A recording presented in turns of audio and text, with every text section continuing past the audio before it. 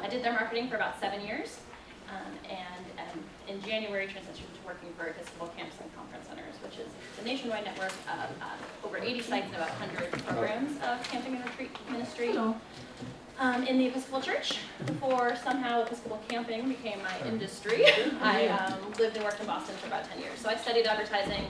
I've worked in marketing my entire career. I used to do high-tech events, and then I worked for an advertising agency and did very traditional account management for a really large medical firm that translated nothing content-wise to what I do now. A lot has changed in the 15 years since I graduated and started working in marketing. People think that, of course, Facebook didn't exist when I was studying communications.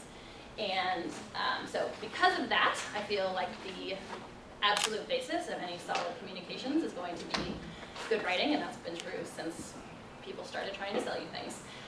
So I think that that's going to be an underlying theme of what we talked about today. But largely, we're going to talk about social media as the face of your congregation or your organization, and how it can be used as a connection point. So I'm planning to focus on Facebook, Twitter, and Instagram. We'll have a little bit of time at the end also to get into a little bit of Snapchat, Periscope, and Pinterest. And if there are other things that you want to discuss, other channels or platforms that would be helpful, you can let me know, and we'll try to find some time for that. And I'm hoping to leave plenty of time for questions too. And if you have questions as we get going, or as we're going along, please just raise your hand. I have a few copies of the presentation. Would anybody like those to go along with the little panel? And I'm happy to email that out to anyone. I have just a sheet up here if you want to put your email address. We also have a sign-in sheet where. Yeah, we have a sign-in sheet. Great. So if you sign up, will you send it as email? Sure.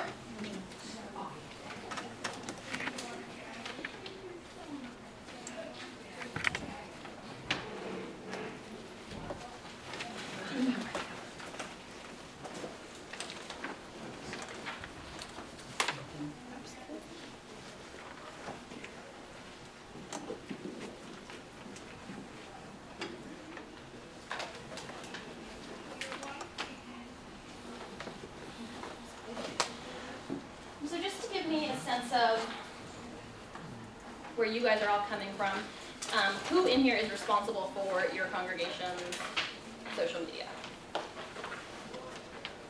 Okay. Are you the only person responsible for it? You said no. Yes, you said no. Okay. And anybody's the sole person responsible for theirs? Okay. Anybody do their congregation's communications full time? Okay, excellent. That's sort of what I had in mind, so that would be helpful.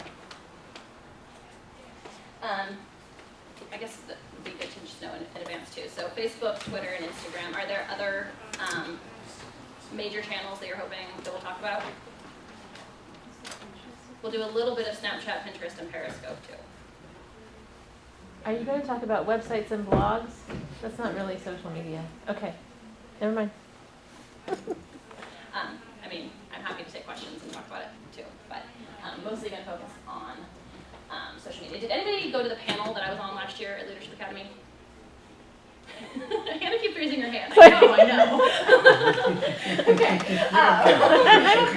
So I don't want to be too repetitive to that. So I would say that in addition to writing really being the core and the base to any solid communications plan, feeling really confident not just in yours and how you're speaking for your organization, but for all of us who share those social media responsibilities, to have somebody who is the point person and make sure that that anybody who is speaking on behalf of your organization can construct a sentence, will be double checking their spelling, will be double checking their grammar, and they understand what the voice of the organization is, that everybody's on the same page about that. That is another sort of common thread that will come up quite a bit. And this quote I like to use a lot because I feel very strongly that if you don't have the time to do something well on social media, it's truly not worth doing.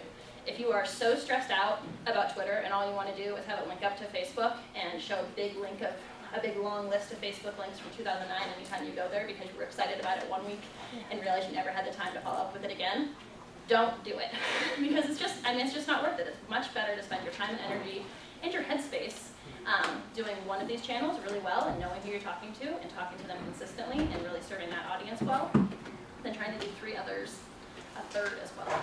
I feel that way very strongly, and I'm happy to have that discussion. People who feel differently. The other major thing that I really encourage you to do is always know why you are communicating on which channel you're communicating, and what are you trying to do with those communications. So it's as simple as setting goals and figuring out how you're going to measure them, and then doing this thing and actually measuring them, okay? So sitting down with whoever the stakeholders are in what you're trying to do and decide, are you trying to recruit new congregants? Okay, so if what you're trying to do with this new social media campaign, having a new presence on Twitter, is grow your average Sunday attendance, then sit down, know what your average Sunday attendance is, decide the timeline that you're that you're working with, and at the end of it, measure it, decide how you can trace back, make sure you're asking people, how did you find out about us? Where did you come from? Give yourself a reasonable amount of time to measure that, and then go back and reflect. So it's, at Camp Stevens, we do this thing with our counselors where we call it, it's a really simple learning process system people I'm sure are familiar with. Identify, analyze, generalize. It's a spiral, it's the spiral process of learning. So it's how you figure out what works and what doesn't, and never be afraid to take a step back and readjust just a little bit, and then try something new. So these are a few of the things you might be trying to do with social media. You might be trying to communicate with your existing parishioners. You want people to know the news about a wedding or a funeral. You want to make sure that people are submitting their bulletin listings. You want to invite people to your parish events. So that's your existing audience of parishioners. Okay, you're trying to attract new congregants, new parishioners. You're trying to generate donations. That's going to be a focus at different times of the year, maybe for different specific projects or a more general fund. And maybe trying to drive people to your website for something. Maybe you are really trying to generate interest in a new ministry.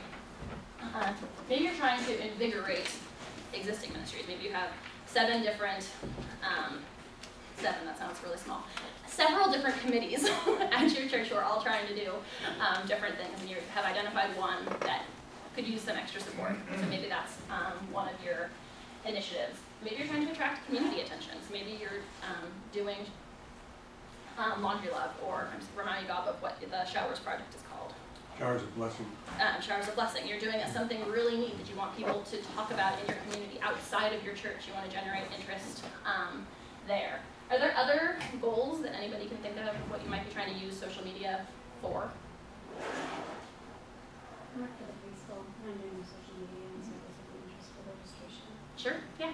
I mean, it's sort of along the lines of attracting new parishioners. You're trying to drive registration, you're trying to attract new families, get more enrollments. What about humanizing the rector? Okay, Or, sure. letting people get to know that person? Yeah, no, absolutely. And I think that I would throw that under an umbrella of what I would call branding. And branding is a really big thing. It's sort of creating a face and a personality and a voice for your organization, for your congregation. And that goes back to that original question of what does that voice sound like? And that's maybe the first question that you want to ask when you're thinking about that, Hannah, is do you want your communications to be coming from St. Bart's Poway, or do you want it to be coming from Father Mark? That's one really big question. Is it Father Mark's personality that's speaking, or is it the organization that's speaking? That doesn't mean nobody who's reading those things don't know who is saying the things that St. Bart's is saying. But if it's coming from Father Mark, those could be potentially 2 very distinct voices, and having those conversations up front is really helpful. You'll see a lot of news organizations or just regular secular organizations in the world where they clearly have one organizational brand, but a bunch of people who manage their social media, they have developed a signature process where, depending who's posting it, maybe they have 5 people who are responsible for posting it, but it actually says at the end of each post on Facebook or on Twitter who was responsible for it, and that creates sort of sub-personalities in there, but it also just makes everybody feel a little bit more accountable for what they're putting out there under one heading. Any other goals that you might be working on?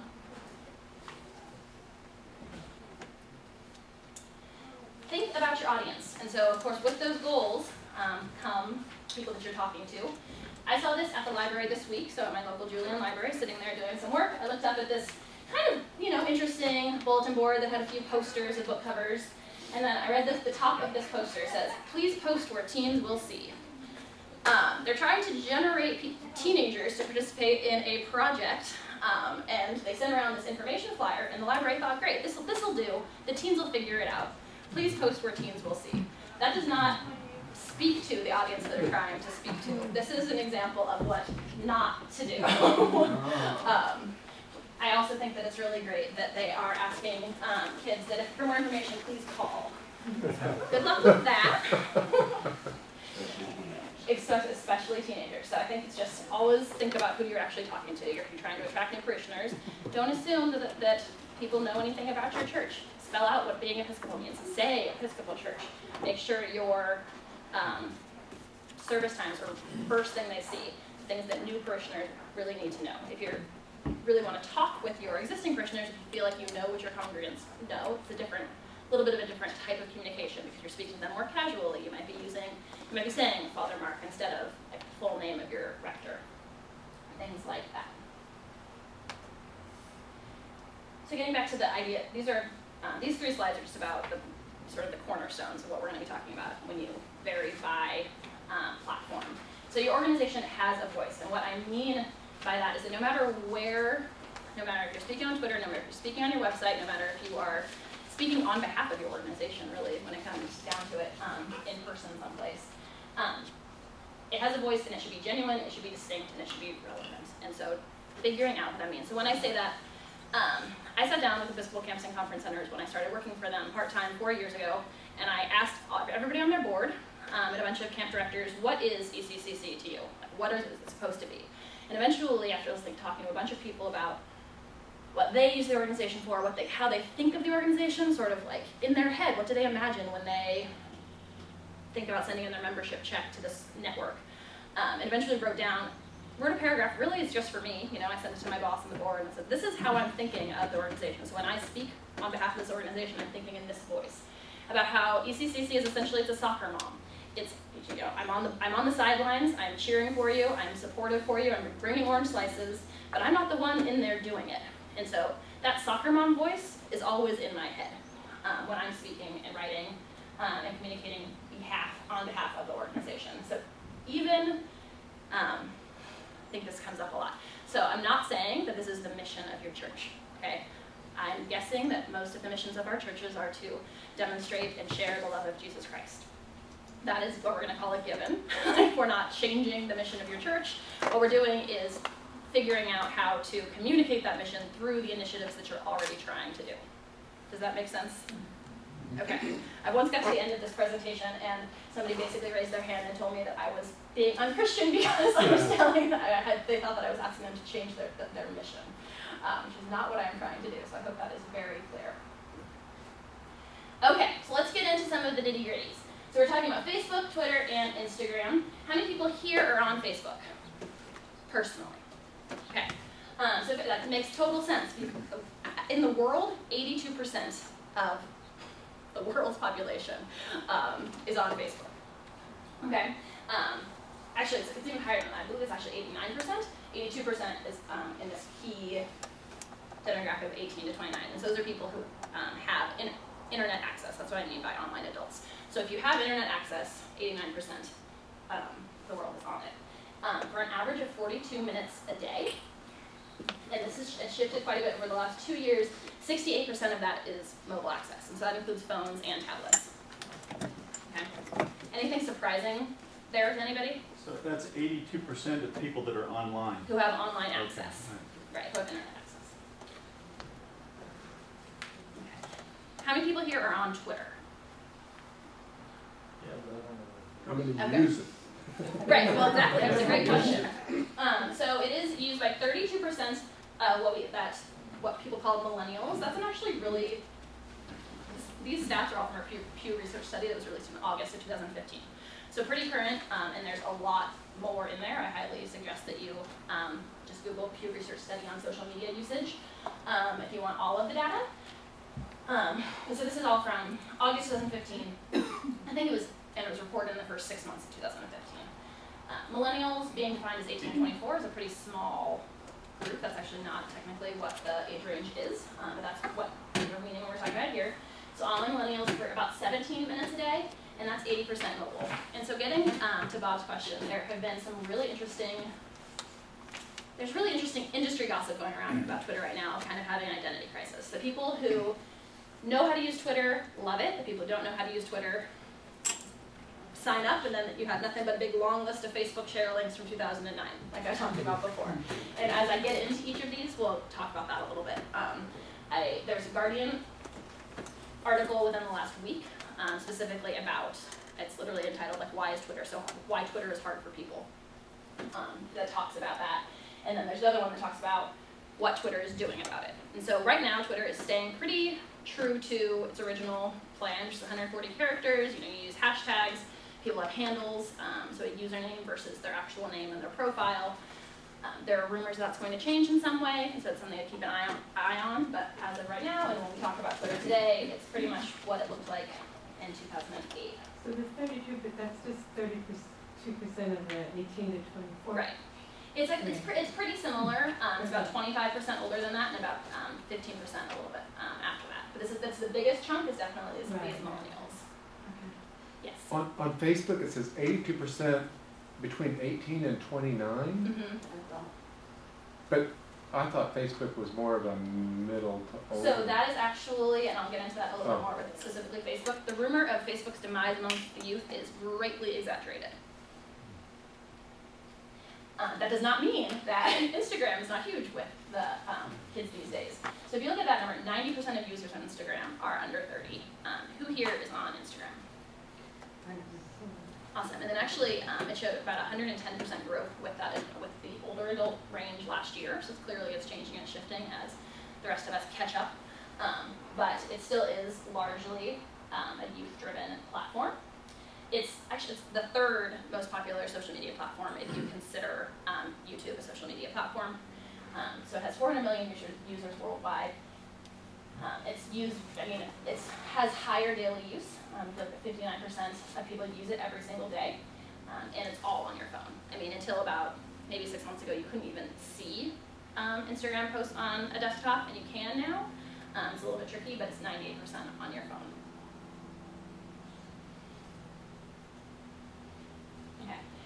So these are less about the actual demographics, but more about sort of just how these things work.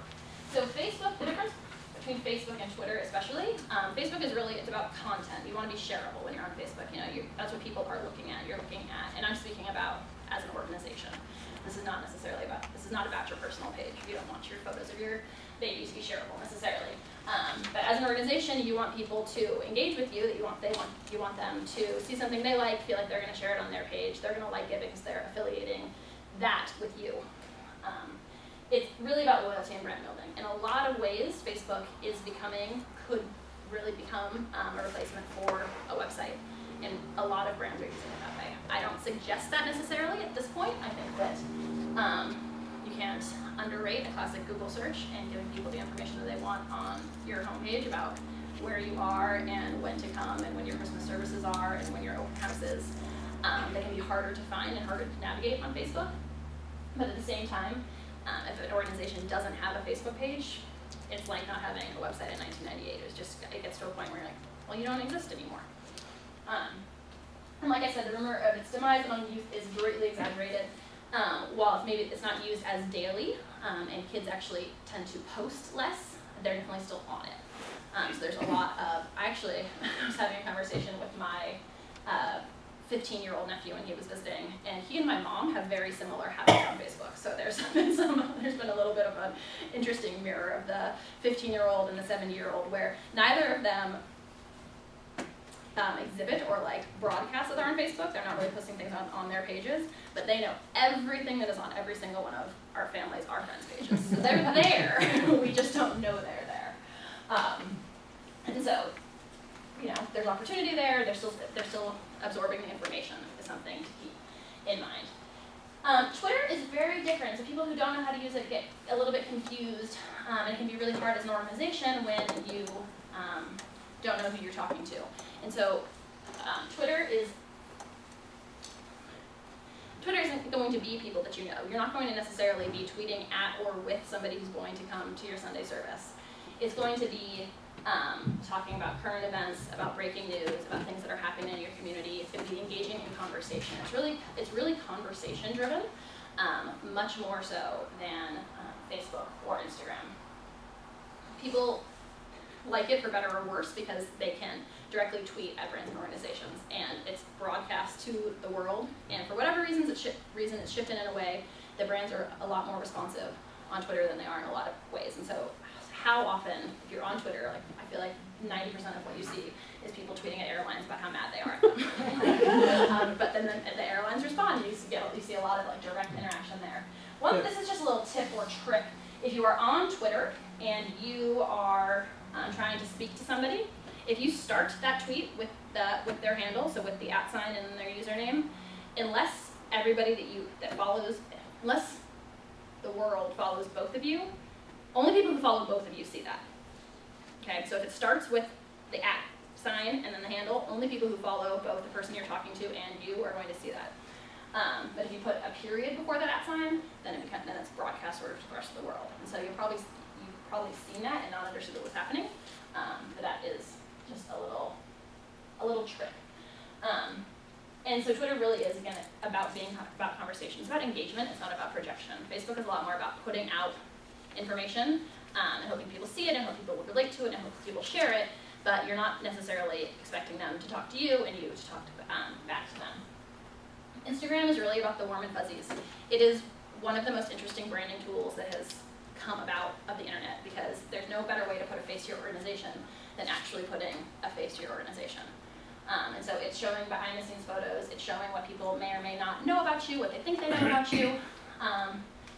It's the oldest adage in the book, that a picture is worth 1,000 words. It's just really building up who your organization is by putting faces to it. Again, it's all about mobile. 98% of people who are on it are doing it on their phone or on their tablet. Handles don't translate, so what I mean by that is if you tag somebody on Instagram in the caption, for example, and you share that to your Twitter page, it doesn't share that handle. It removes the @ sign, and even if they have the same username, it's not going to tag them on Twitter. And so it can wind up looking really messy, is why I keep that in mind. And just in the last week or two, you can now switch between multiple accounts. So for those of us who manage an organization's Instagram as well as have our own, or maybe manage multiple organization accounts, it's really helpful because you used to have to actually log out and put in your username and password. And now it's just like Facebook, and you can go to a little arrow and just switch between them, which is just a lot more user-friendly for those of us who are doing this with our lives. Does anyone have any questions about features of these 3 platforms? It's not more of a question, but on Twitter, it just seems to me that it's the ignorant talking to sharing their opinion on things that are trending. And I find I get really bored and Sure. leave it. I think that some people would say that about Facebook too. Yeah. People who are speaking just to hear themselves speak. I think that if you can start with a handful of really interesting, solid organizations that you follow, so starting by following NPR, and you start by following this really great Twitter handle called Mental Floss, or one called Open Culture, and people who know how to do it really well. And then you'll sort of go from there, start with this little circle and see what they're saying, what they think is interesting, who they're referring to, who's talking back to them, and add from there. And I think that the best thing is to first of all, don't engage if you don't need to engage if you're not interested in engaging, but also don't be afraid to unfollow. If I'm not interested in what you're saying, I have no problem just kicking you out of my feed because I only have so much time to scroll past it. The challenge with Twitter is there's a lot of projection, but there is a lot of really interesting content being shared if you can find the right things. No, I guess I'm not ready to spend 17 minutes a day. Yeah, no, absolutely, it's a big deal. Absolutely. Okay. It's interesting as we watch the political culture unfold, how all the candidates seems like they're turning to Twitter more than anything else. you see that? Sure. Well, so, and some of that has to do with the Facebook algorithm, and what gets seen, and the 140 characters of Twitter just being sort of easier to project quick messages as opposed to needing to have something very thoughtful and that points to something else. So Twitter really, again, that gets back to sort of the conversation piece. They can say on Twitter, so we'll talk about this a little bit later too. According to all of the research that's been done over the last 3 years about the best ways to interact and how brands build great brand loyalty and all this, it suggested that people post on Twitter a minimum, organizations post on Twitter a minimum of 5 times a day, and there's no maximum, which is very, very different than any of the recommended best practices for Facebook or Instagram, where people want you out of their feed. Like, they only want to see exactly what they want to see. But on Twitter, it's not. It's completely expected to see multiple things from that person in an hour, much less in a day. And I think that has a lot to do with it. As somebody who still uses a quill pen, what does that mean? What would your Twitter, if you want an organization to tweet 5 times a day, what would that say? Or say our church? Well, it depends who you're trying to talk to and what you're trying to attract. But it might say,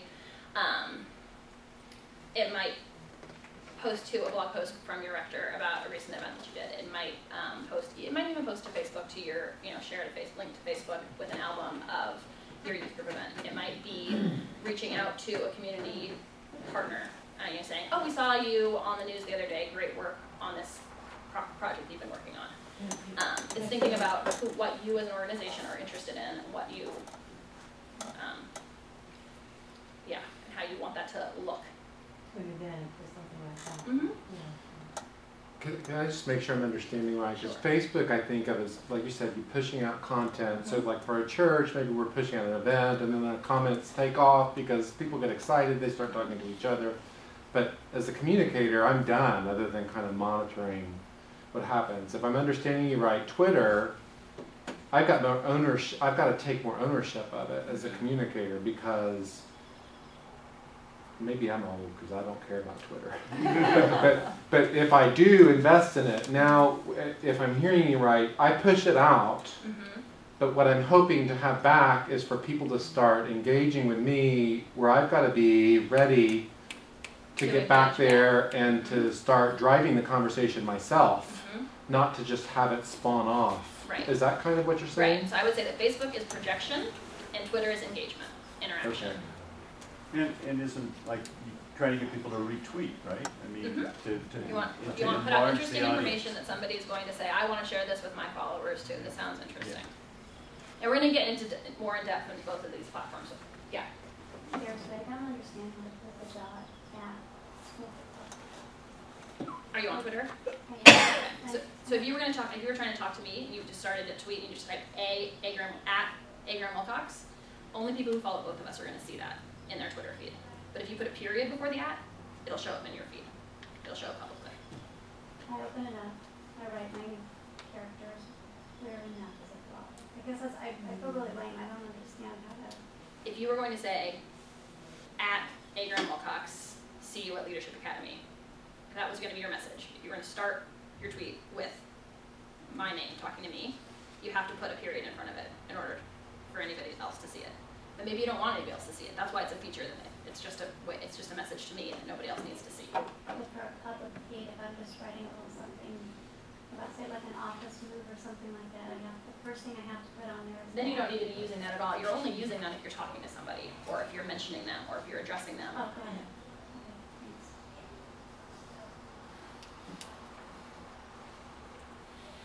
Okay, so Facebook, I think the main thing that I'm going to talk about as we go a little bit more in depth on Facebook, since most of us are on it, it's become totally part of our lexicon, is just that tricky algorithm that they're always changing.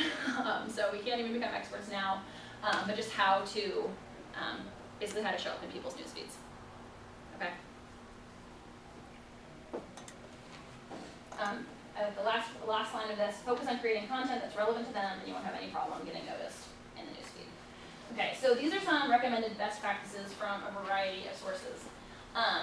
The minimum that you should post as an organization is 3 times a week. You should post no more than 10 times a week, okay? Is everybody here familiar, or is anybody here familiar with your Facebook page's Insight page?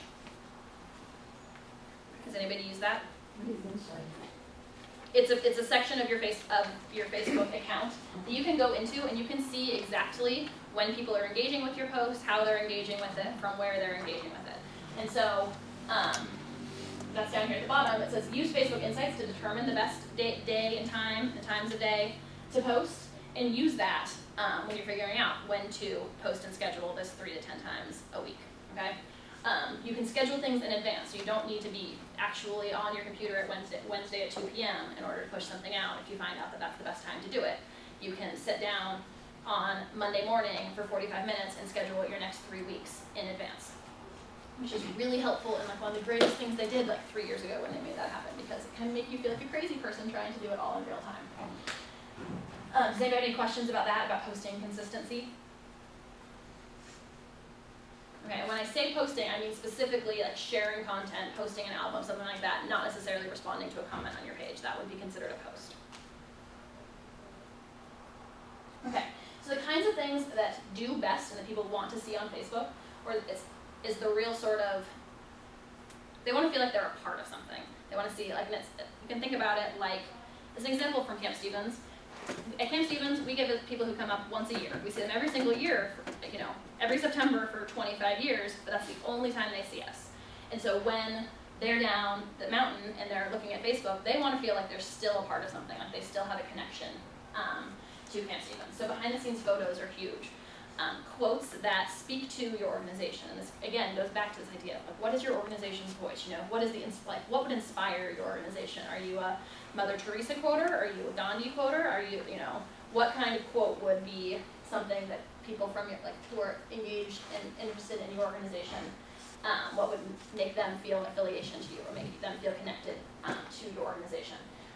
These two, fill in the blank and true or false questions, those are the kinds of things that actually tend to drive pretty good engagement and interaction on Facebook. So using that poll feature, putting a photo and doing the kind of write your own caption kind of thing. If you have, so those are some things that actually work pretty well, that don't require a ton of work from the participant.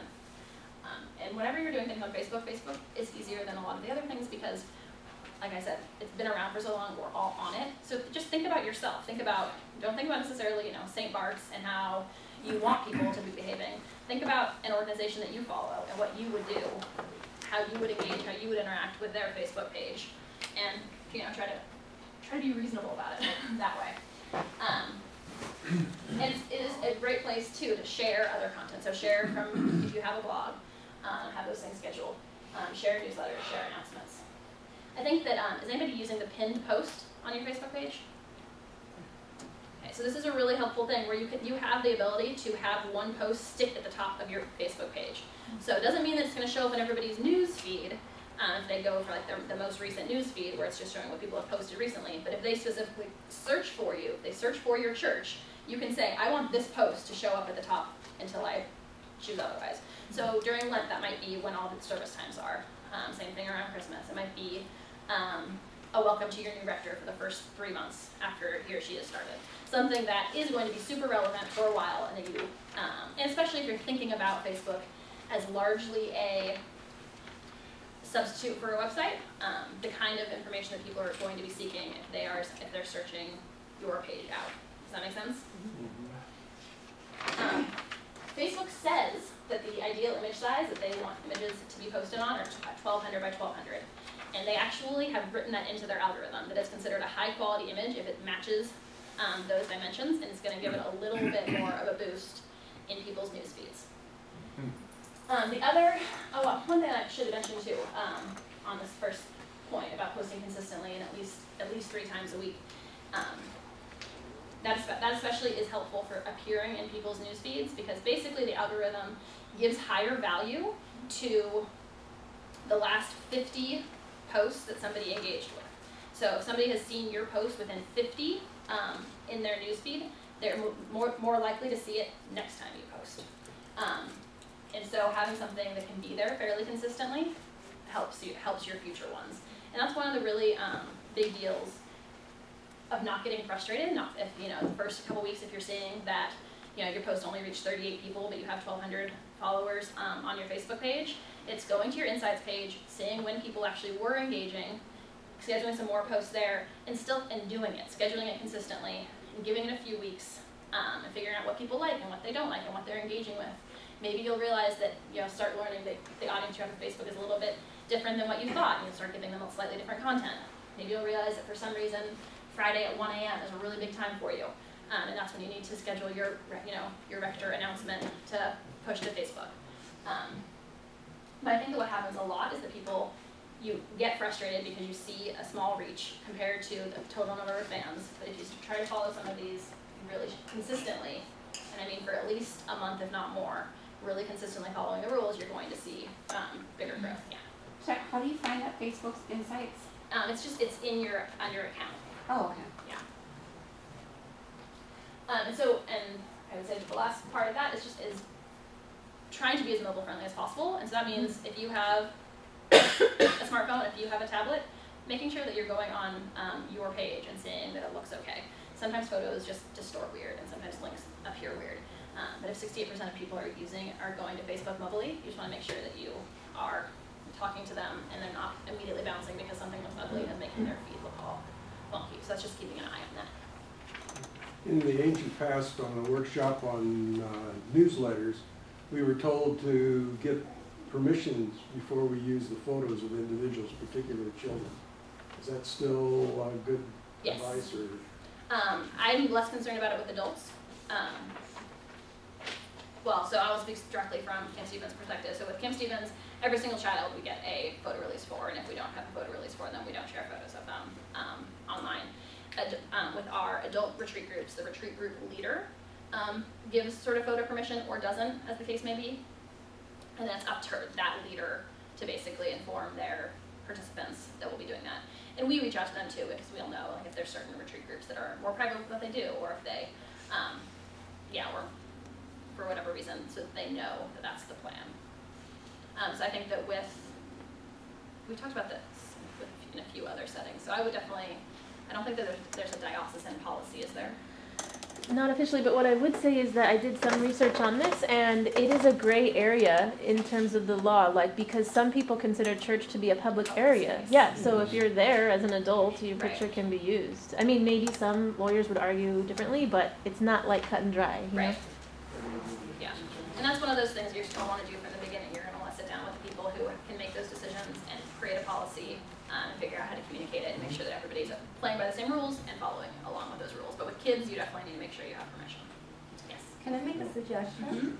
We had a lady from St. Albans that came last year and took her class and went home and really organized our Facebook page.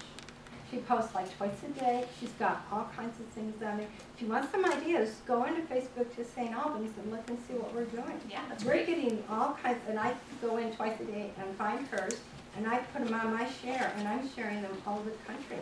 And I have friends over the world, so everybody's getting that. Yeah, But that's it's great. just a starting point to see what we do that maybe you could do, or maybe you could do better. Yeah, absolutely. At the end, I have a few sites listed for on each platform of people who are doing some cool work, and I think that more suggestions like that are great. Thank you. I don't know what St. Albans is doing, but they're at the top of my feed every day. Which means that people are engaging with them. And so then Facebook says, oh, people are finding relevant content here. People want to see this. People want to see this. And that's what winds up happening. Go ahead. Well, you should come over sometime and see. I find it Yes. confusing in the sense that I don't know if I'm supposed to be paying for advertisement to get more into people's feeds, because a lot of people like at the preschool site, there's a lot of times don't see our feeds or it's hidden. And so I was wondering, would it help if we paid for advertising? And then the other thing is, should I always be doing a share to get a response back, as a like, just to even get traction on it? What do you mean a share? Like you can send out, like if we just posted something, I would share it out to From your personal page after you post on it as the organization? No, I would send out a response to see if they liked it. Right, no. Like that. Yeah, so Facebook has specific research that has shown that directly asking for comments and likes does not help on Facebook, and you don't want to share duplicate content because that's actually what Facebook looks at that and says, you're saying the exact same thing over and over again. People already didn't engage with it, so stop trying to re-engage with it. So if you're going to, so don't share the exact same thing. I mean, you can share this, the same event with a different tone to it, or post a different photo on the event page. It's going to show up again. But don't just reshare the same thing. Boosting, I think that if you have a very specific goal in mind, it can help. And Facebook has said, and I almost believe them, that they don't keep track of whether or not you've ever paid for advertising. Because I have this theory that they say, oh, she paid $10 before, so I'm just going to hide her feed until she pays it again. So I maybe call me a conspiracy theorist, but I'm still a little bit iffy there. But so if I have a very specific summer camp registration early bird deadline is February 1st, I need to make sure that everybody who follows us knows that and sees that. And everybody here is going to have a small enough fan base that even just a $5 or $10 boost is going to get to everybody on your feed. Then I think it's worth it. So I think it's $5 or $10, and that's not a big deal. I don't think you should be doing it with every single thing because that's just not. Yeah. But so I think that if it's a very directly measurable initiative that you're trying to push, so either a date or a registration, then absolutely. And that will get to people in my feed, but what about beyond my feed? You can choose when you do it. When you do Facebook advertising, you can say, I want this to show up to people who follow me and their friends, or I want to show up to everybody, and then you go from there. If you want to show up to everybody, it shows up as a promoted post, so like way more classic sort of advertisement. And you can go in and say, which geography you want to be in, and what people are interested in, like if what people would have said as their interests in order to match up, and go a lot more in depth there. I remember, is it a monthly thing, or is that something I could do as a one-time thing? You can do it as a one-time thing. Any other Facebook? Most churches do that one, or? Not from my experience. Does anybody here pay for advertising on Facebook? I have, but it's very confusing to me, the different terms. Yeah, Facebook advertising has basically become like a smaller version of Google search ads. And these are jobs that people have full time. So they're definitely tricky to do, and it's one of those things that if you can't do them well, it becomes even more important that you don't do them because you're also spending money. But you can find people who can set you up. You can find people who can, give you a more in-depth explanation. But most churches are not paying for Facebook advertising. Okay, so this is an excerpt from the article I mentioned that was in The Guardian maybe 2 weeks ago. Twitter is hard for some people. And a lot of that, I think, comes down to Twitter's origins basically came from like computer programmers chat room. Like that's sort of what it feels like sometimes when you're in there. You're like, what is this language that people are talking? I do not understand it. As opposed to a platform to share baby pictures. So it started in 2006. It uses handles and hashtags, which can look confusing because of just the basic symbology of them. And so the idea is it's a bit like talking to your friends through a loudspeaker, but it is considered a really good feed of the news. So it's like a free version of Time Magazine, for example. And so I think this is a really good summary of you're not using Twitter to talk to people that you know, to have a conversation that you would have via text or on Facebook. You're using Twitter to find out what's happening in the world in your community and to talk about it if you so desire. So with Twitter, you really want to be posting at least 5 times a day, and that's because when people are having newsfeed, you can never get to the end of it. I have one friend who's a Twitter completist, and he's able to do that because he only follows 37 people. So about once every 3 days, he sits down for about an hour and reads through his entire Twitter feed until he gets to the last thing that he saw. That is impossible and completely unnecessary for most normal people. So hashtags. Who would like to define what a hashtag is? Number sign. It's a number sign. Go ahead. Hashtag is a way of categorizing your posts under a certain category that someone can then search and look in that category for multiple posts from multiple different people. So it's basically putting your tweet in a box for people to look at multiple tweets from multiple different users. Exactly. Do people have questions about that? Yes. Could I interject that the hashtag for today is Episcopal? I did see that. So you could all tweet about that right now. So when I search Episcopal, all your tweets show up.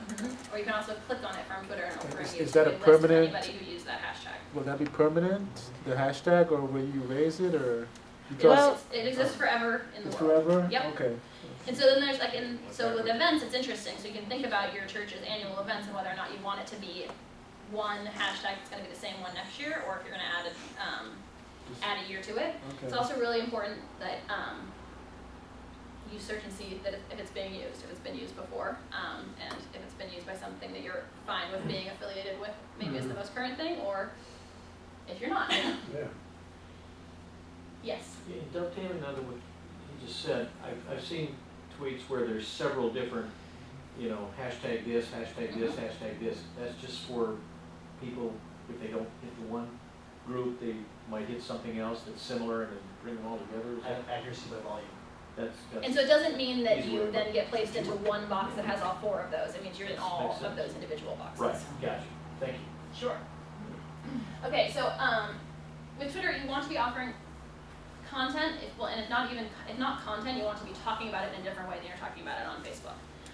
And so, like we said before, it's really about much more current things, about more news. It's about more what's happening in the world than just projecting something. So I think that I really suggest following ECF, which is Episcopal Church Foundation Vital Practices. They do a really good job of, they talk about a lot of the stuff, how to do communications, but they do it really well on both of these platforms. And something that's interesting, I think, is that they're not on Instagram. So that gets back to that original point of, they do these two really well, and they just aren't on the other one, and that's fine. So these are technically, I'm sorry for the formatting of this one, these are the same link, it's the same article, okay? Episcopal Church Foundation Vestry Practices, it's about Vestry 101. But they write about them slightly differently, and it's just a really good visual of, that's right, these are totally different platforms. Facebook's assigning a photo. It gives you sort of more space to say what you're talking, say what it is, and it's just projecting it. This one, it's shorter, it's much more Twitter friendly, and it's very specific. Vestry, start the year strong. Click through for 5 resources to help your newly forming team. They're shareable in their own different ways. They were posted at pretty much the exact same time, I believe. And you can see over here that 11 people shared that. And that was as of like 2 days after it was posted. So it's great shareable content, it looks good. But it's just thinking about like how different those two things look. You can use the same piece of content, the same blog post, the same article, but talk about it in a different way when you're on a different platform. That was kind of quick through Twitter, and I know people were feeling overwhelmed by it. Do people have specific questions we would like to go back to and talk about? Or should we go through Instagram and then maybe go back for questions at the end? Good. I do, well, the kids live on this stuff. I resisted it, but websites are sort of static, big picture, here's information. Facebook's about, I want to talk about right now, and this is that, and this is what we did, this is what we're going to do. Mm-hmm. Instagram is sort of a banner saying, hey, look at this, go look at that, go look at this. Is that fair? Instagram is about, this is who we Or are. Twitter? Right. Twitter is more about, I have a friend who describes Twitter as a cocktail party. So Facebook is a classroom of people that you already know, that know exactly what class you're in and what you're talking about. You're on the same page all the time about everything, and you hope that maybe they'll go out and talk about what you learned in that classroom. And Twitter is a cocktail party where you don't necessarily know who you're talking to at any given, like who is going to engage you in a conversation at any given time. It just goes up. I'm just doing this to muddy the waters on Please. purpose here. Twitter also has, this is a comment, not a question. Twitter also has the ability to post photos, which muddies the waters extremely with Instagram and Twitter drawing a line between the two of them. It does. So that's a recent relative development with Twitter in the grand scheme of things. Yeah. Yeah, you can post a photo directly into Twitter as opposed to needing to share it from someplace else. Yeah.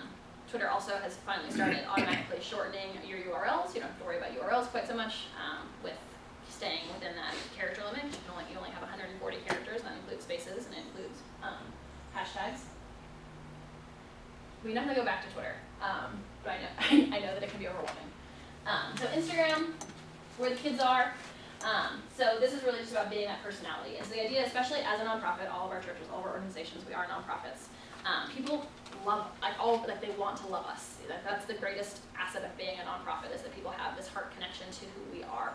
And Instagram is just a really great way to exploit it. That's like the most crass way to say that, but that's just not the word that I want to use. But it's the greatest way to use that passion that people already have. So on Instagram, and these again are recommendations from a variety of places. People are just the most effective thing to say, to show. The more faces and the more action You can almost go back to sort of classic photojournalism rules of what a good photo looks like. Those work on Instagram. So something that's also really interesting, there's a pretty broad study done about, what colors get the most likes and what kind of filter gets the most likes and how many faces need to show up.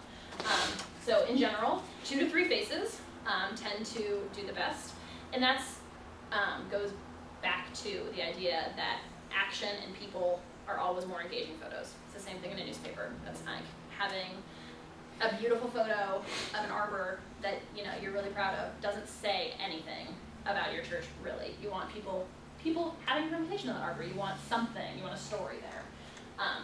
Again, use hashtags. Wall handles don't translate from Instagram to Twitter. If you have those 2 things linked, like I said before, hashtags do. So you can have the same hashtag across all platforms. So that means when you're setting hashtags for your events, you want to do all of these platforms, because there might be a hashtag that doesn't exist on Instagram that does have a ton of traction on Twitter. So you want to make sure that you're looking at all of those things. So Instagram, people use it as such that after 4 hours, your photo basically doesn't matter. If they didn't see it in the first 4 hours after it was posted, they're probably not going to see it. So really the best practice is to try to share twice a day. Instagram finally has been added to Hootsuite, which is a scheduling program that you can use. It's really helpful, where you can have literally columns of, this is where I schedule all my Twitter things for the day, this is where I schedule all my Facebook things for the week, this is where I schedule all my Instagram things for the week.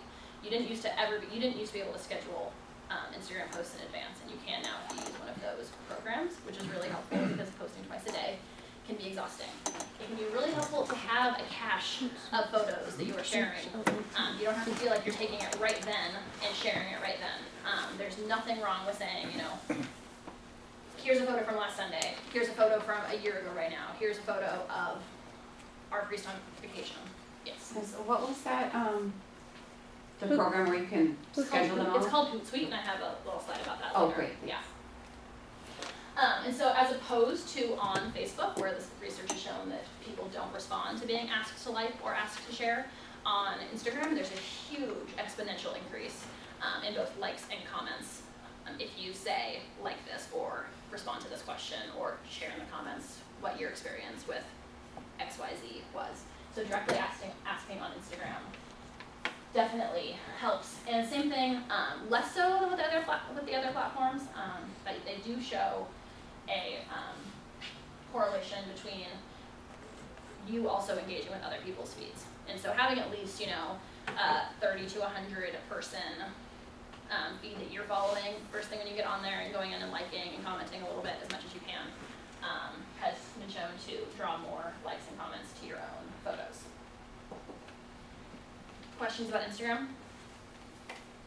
Oh, and something that's interesting is they actually did show that no filter was the most popular filter. So don't feel like you need to make your photos look too artsy. That also means that when it gets blown up to a different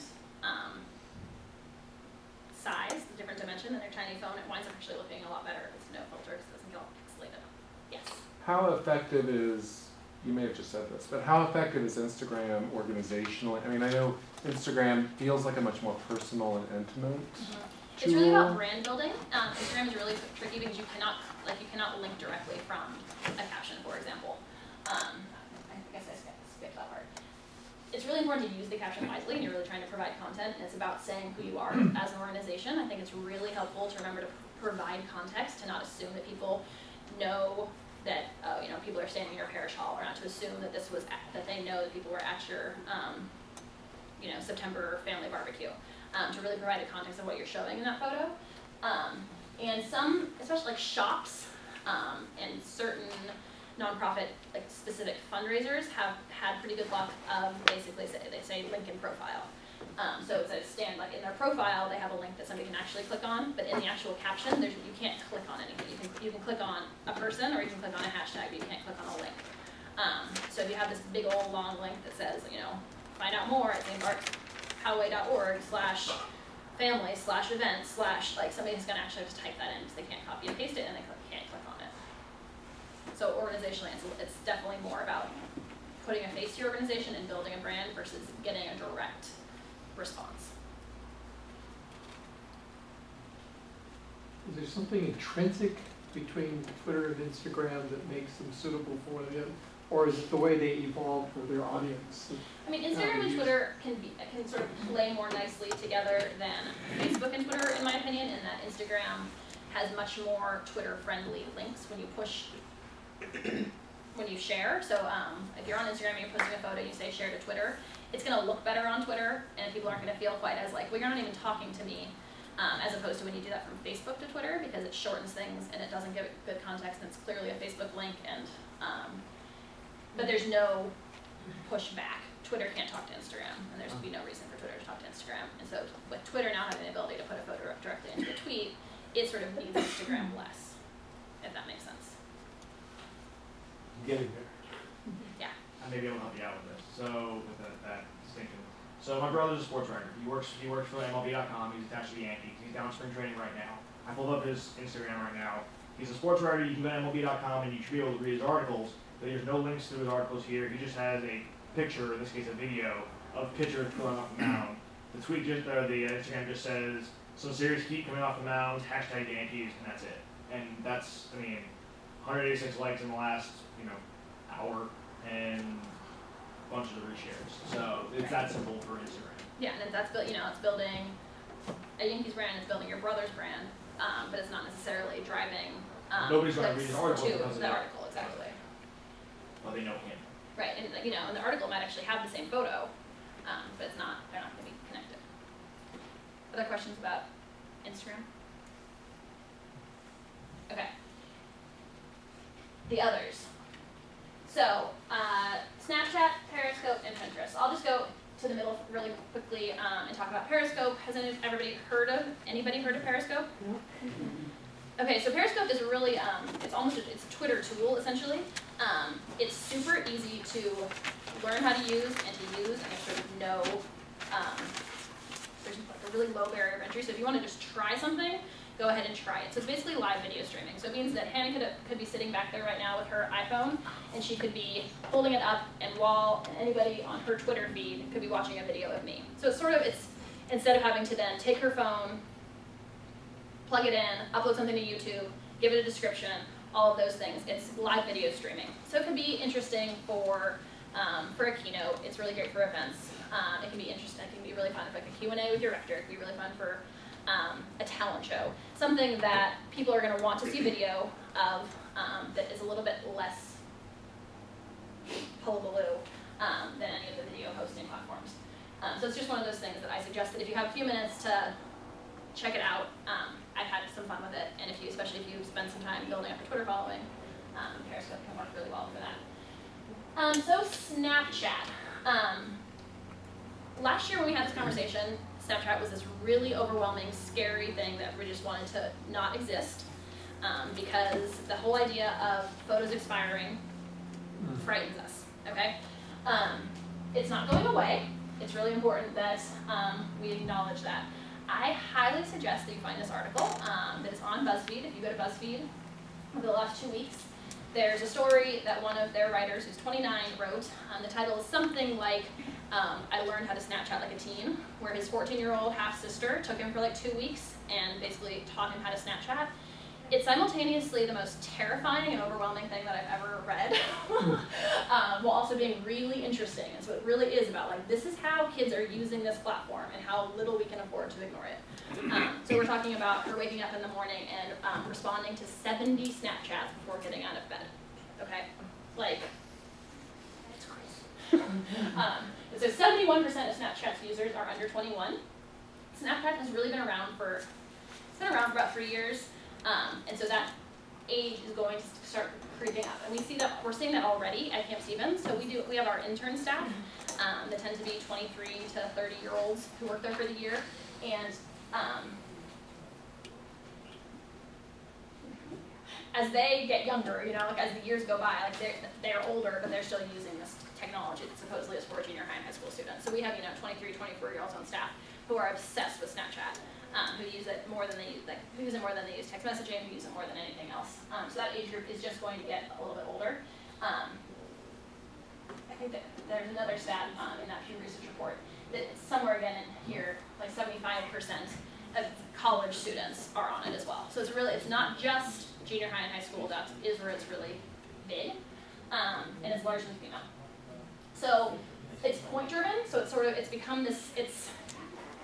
They've made a game out of it. That you get points for how many times you post. You get points for how many people post with you. You get points for how many days in a row you engage with the same person.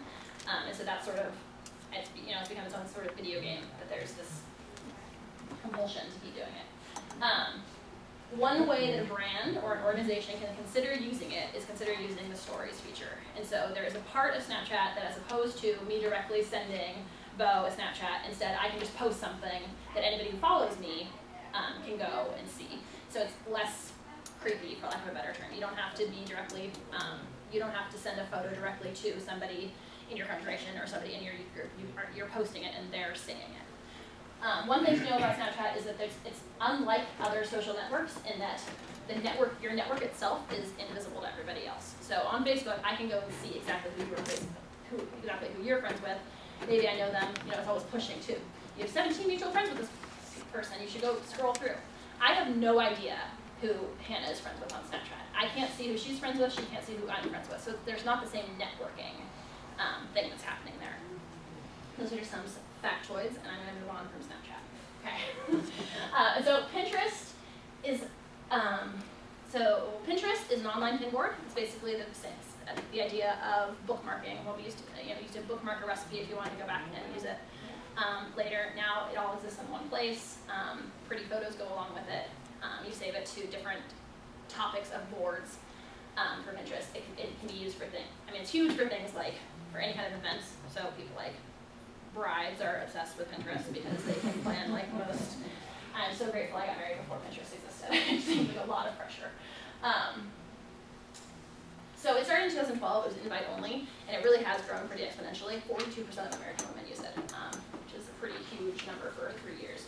So it's traffic driving. So the idea is that if you have content on your website that people would be interested in, it's a link and a photo that's pulled from your website that then is saved on a bulletin board on Pinterest that people can like, people can engage with. But if people are saving something and coming back and going back to it and saying, oh, that's right, I wanted to see, what an oceanfront wedding at St. James La Jolla would look like. Click, and it's taking you back to St. James La Jolla to see those like a photo. So images are essential. You want to make sure that you are that you're testing what it looks like to pin from your site, because it's going to pull some default images. The last thing you want is for it to pull like the Twitter logo from your footer as the cover photo for some great story about the St. James La Jolla wedding. I know I went through those last ones really quickly because I wanted to have time for a few questions. But so some of the tools that I would suggest to use, so Hootsuite and TweetDeck are two examples of social media scheduling tools. So you can download them, they're free for nonprofits. You can pay a little bit if you have tons of accounts that you need to manage. It's really, really helpful for having one place that you can go to manage all of these platforms and schedule them all in advance. And there's a ton of really interesting tracking that's going on that they offer you too, and they put it all in the same platform for you. So Hootsuite I really cannot recommend highly enough. Studio is an app that you can use for Instagram. It's one of the ones that lets you put text on top of photos or otherwise sort of manipulate it, and then it creates the image that you can put on Instagram. So it just sort of makes those photos a little bit more dynamic. Repost is another Instagram app tool where you can, if somebody took a photo of St. Bart's, you can go into Repost and share it. It gives them credit as opposed to having to do a screen capture, which is what a lot of people do. But it gives them credit for it, and then it shows up in your feed. So it's a really helpful app. Facebook just launched what looks like a pretty in-depth nonprofits tools site this week. I have not had a ton of time to dig into it and see what they're offering, but I highly recommend checking it out because I think they have been listening to a lot of the requests. And then Sprout Social is interesting. You can do a free trial, and then you want to make sure that you cancel it, because I'm guessing you probably don't have $59 a month to pay for something like that. But it basically does social media analysis. And so if you feel like you have been trying these two things for at least 6 months or so, and you want to know what that looks like and how they're doing, it pulls that data for you and it says, your Twitter followers are on average, 45-year-old women who live within 20 miles of Poway, and they are interested in these like 4 hashtags, and they do these things. So it provides you that analysis. They do a 30-day free trial, and then after that, there is a cost, but it's one of those things that it's interesting to have that information. Same way as I really encourage you to use your Facebook Insights, to use Google Analytics on your website, that kind of thing, so you know what you know. So ECF Vital Practices is a really great Facebook page. St. Hugh's and Idlewild, Dan Rondeau does a really great job of their Facebook page. Sounds like St. Albans does too, so I'll make sure I add that on. Constant Contact is a really great Twitter feed to follow, especially if you're doing communications for an organization, because they do a ton of just sharing of tips. So not only do they use Twitter really well as an organization, they're also giving you information that is, I'm guessing, would be very helpful. SSJE is Society of St. John the Evangelist, a monastery in Cambridge, Massachusetts. They do a ton of different Twitter campaigns throughout the year, and they've had some really great success on them, so they're really interesting to follow. They do Twitter really well. On Instagram, these are two of my favorite that I follow for Camp Stevens because we have similar sort of industries. Edutopia and Food Revolution, they do what they do well. And so if you're looking for people, organizations who are doing all this stuff that we're talking about and getting some ideas and getting some inspiration, I highly suggest you check those out. The last thing that I was just going to talk about is the idea that social media is literally a full-time job in a lot of places. None of us are doing it full-time. So I have a thing that I have recently started using over here that if you want a handout of, it's the idea of detoxing from social media, actually, so the right opposite of everything that I've just talked about, but how to function more happily and efficiently in the world that we've created for ourselves, as well as some book recommendations of that. So here are just some very basic tips for how to use the fact that you don't have a full-time job to do this. Setting aside 20 minutes a day, making it a daily habit, doing it in the morning or doing it maybe after lunch, something like that, is really helpful. I like to use social media literally as a break after I do something more intense. So if I've just had I know I'm going to have a particularly long meeting of conference planning, or we are having a feedback session or something like that, I will sometimes just go for a walk and sit someplace else and scroll through my phone and do my Twitter tasks then, because I don't have to think about it too much, and it's a nice break. While you're still getting used to it, do whatever you need to do to help you make it a habit. So if you're setting reminders, setting alarms, using your scheduling tools and setting time aside once a week, twice a week to do it, and sort of let go of that fear of missing out. Do as much as you can, and when you can't do anymore, don't do anymore, and let yourself off the hook. And then you'll get better at this the more time you spend doing it, learning how to sort of scan through and trust your eye, trust your gut to see the things that are interesting and follow up on those and retweet those or blog about those or share those on Facebook. But you'll start getting an eye for it the more you do it. And so just sort of trusting yourself, letting go when you need to let go, and trying things and researching them, measuring them, going back to them, and redoing them. Anybody have any questions? Right under the wire. Is there any social, socioeconomic type of connections to these different? So in that Pew Research study, you can see exactly, sort of like the average income, rural, suburban, urban Right. usage. There wasn't a ton surprising, so I didn't include the statistics in here. But yeah, all that research exists. But if you're, professional level, college educated, blah, blah, blah, tend to be your neighborhood, this is the one they look at.